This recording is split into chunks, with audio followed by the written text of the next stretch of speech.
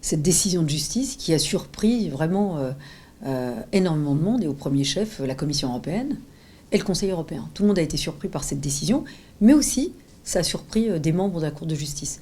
Parce que, et ce n'est pas uniquement moi qui le dis, c'est que les considérants de cette décision, les motifs, les motivations de cette décision ont été uniquement des motivations éminemment politiques, pour ne pas dire politiciens.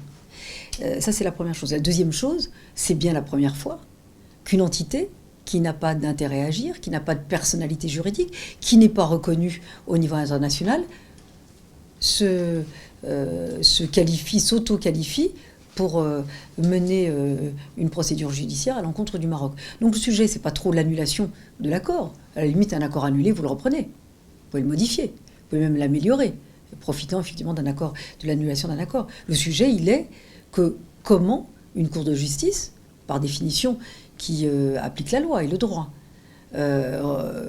accepte une requête d'une entité qui n'a pas d'intérêt à agir au niveau juridique et qui n'a pas d'existence juridique. Donc ça a choqué évidemment tout le monde.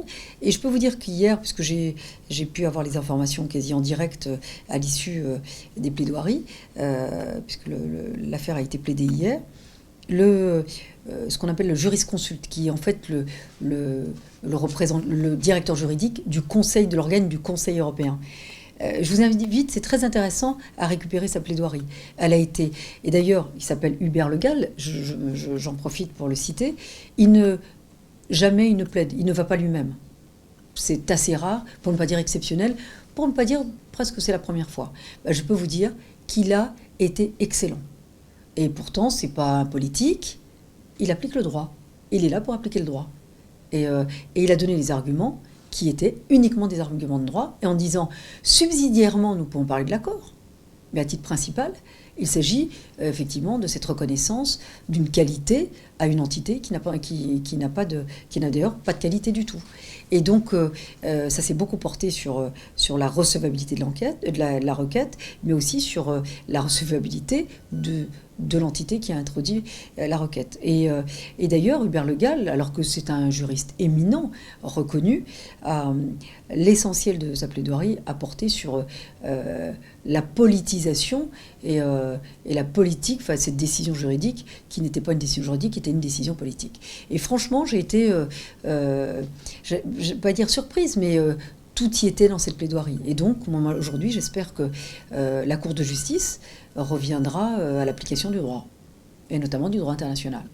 Et puis, le Maroc ne demande rien, et l'Europe doit y veiller. Elle ne demande rien d'autre que l'application du droit. Pourquoi pour le Maroc, c'est toujours différent ? Non seulement le Maroc est bon élève, non seulement le Maroc est, j'allais dire, ouvert, non seulement, franchement, on n'a quand même rien à reprocher au Maroc, mais pourquoi le Maroc aurait un traitement différent d'autres pays ? Ou que des pays incitent à ce qu'on applique un traitement différent au Maroc. C'est pas acceptable. D'abord, le Maroc ne l'accepte pas, mais les Européens et les institutions européennes ne l'acceptent pas. Et en tous les cas, sachez que nous ne l'accepterons pas.